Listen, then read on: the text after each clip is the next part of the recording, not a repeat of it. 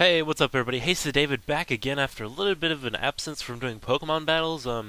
This isn't really much of a battle that I'm going to narrate the whole way through. This is actually for one of my friends who doesn't quite get some of the things that go on with a Pokemon battle, some of the aspects and stuff like that. So this video is pretty much going to be explaining all that to him, and hopefully he sees this.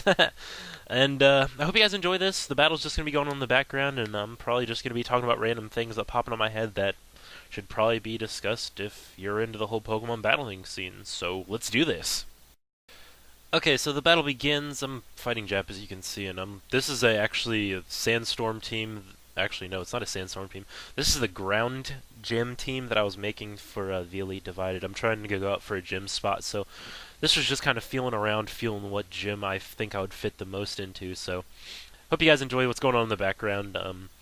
First thing I want to discuss that one of my friends asked is he doesn't quite get the whole speed aspect and how it plays into Pokemon battles. I guess let me just start off by saying speed is everything. Usually the bigger and heavier Pokemon, such as Powdon that I'm rocking right here, are going to be extremely slow, and that means they're not going to be able to do moves first. There's no specific way to make it so. I mean, yes, there is a way to make it so they're faster. It's an item called a Choice Scarf, but for something like Hippowdon here, that's usually just a Stealth Rock setup in a stall. Choice Scarf makes it so where you can't use moves outside of the first one you use with it, such as it's similar to the choice items where it sticks you with one move and you're stuck with that move the rest of the time.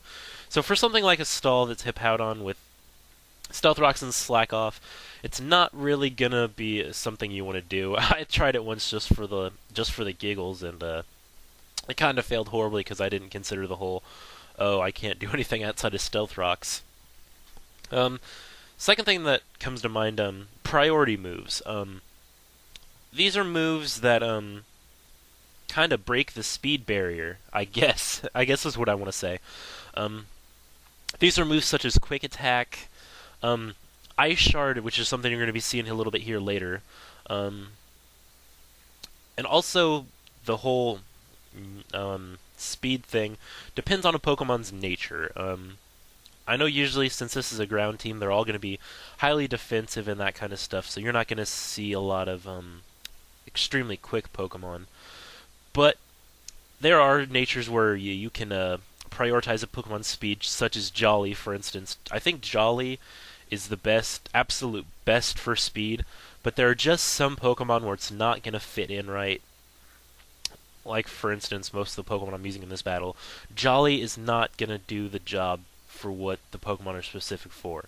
If you got something that's what I like to call a revenge killer, where it specializes in coming in after a Pokemon gets knocked out from your team, and it just comes in to completely wreck whatever was out there, then that's okay for Jolly.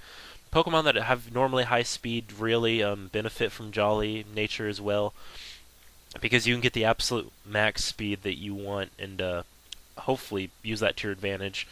For instance, one of the Pokemon off the top of my head that comes in at the top fastest, Deoxys speed form, I think, is the absolute fastest. But Pokemon like Jolteon and Electrode and stuff like that, some of the smaller, slender Pokemon usually have the higher speed. So actually, Starmie that's out right now has an extremely high speed, which is kind of shocking considering everything.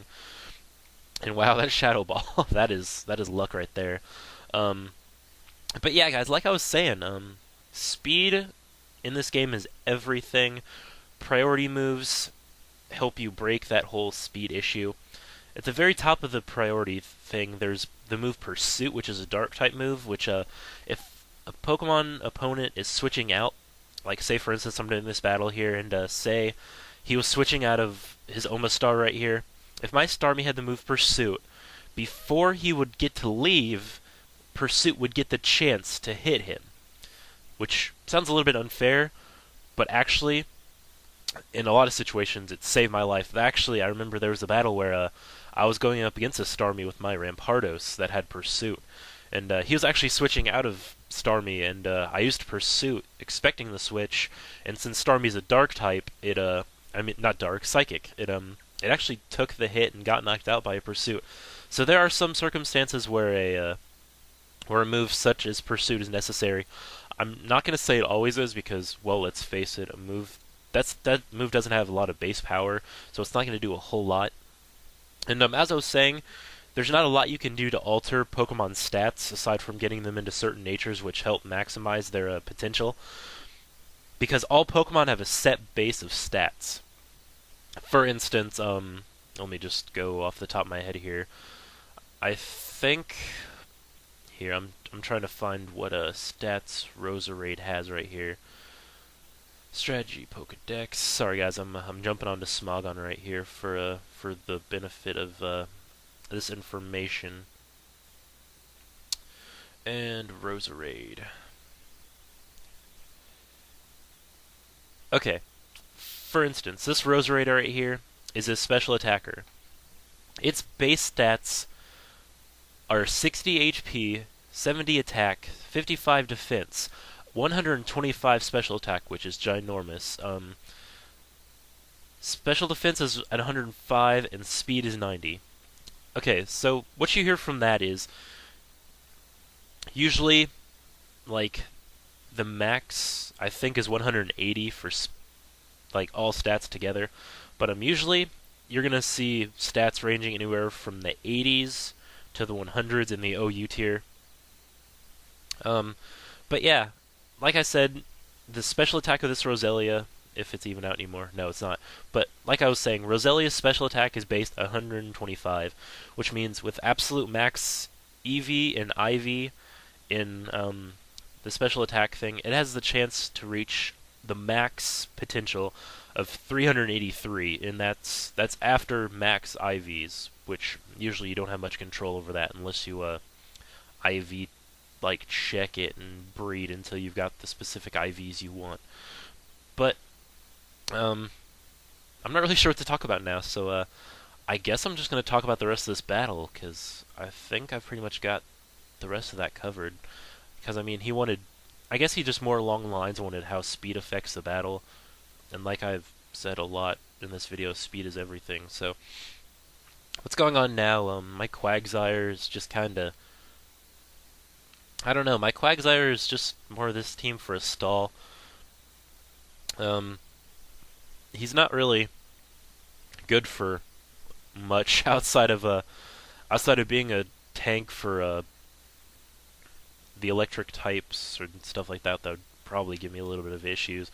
It also kind of helps with the grass types. I mean, if I can get the lead on him, then I can use something like an Ice Beam and stuff like that. Oh yeah, something else I wanted to discuss. Status effects. Before I forgot. Status effects are stuff like burn, paralyze, all that fun stuff. And stuff like that do affect a Pokemon's stats inside of a battle. And let me think. Paralysis affects the speed of a Pokemon, and actually here, there's the Ice Shard. It has priority, even though my Mamoswine is built to be a fast Pokemon. It still has priority, which means with Ice Shard, that means it gets to go first regardless. Okay, as I was saying, status effects do change a Pokemon's stats. Paralyze cuts his Pokemon's speed. Something like Burn is going to lower the Pokemon's attack, which is why a lot of the fighting types have the move Guts, which they use an item such as Flame Orb to self-induce Burn. Yes, it cuts down on their stats, or it cuts down on their health throughout the battle, but also at the same time, it is really good because it helps boost their attack even more. But guys, I'm gonna just call that good for now. I hope you guys enjoyed this. Hopefully it was informational for those of you that don't understand some things that go on sometimes. And I hope you guys like this. Please thumb up it, comment, and if you're not, please subscribe to my channel. It would mean a lot to me. Expect something later this week, probably in the form of a Let's Play episode, and I will see you guys later. Thanks for watching.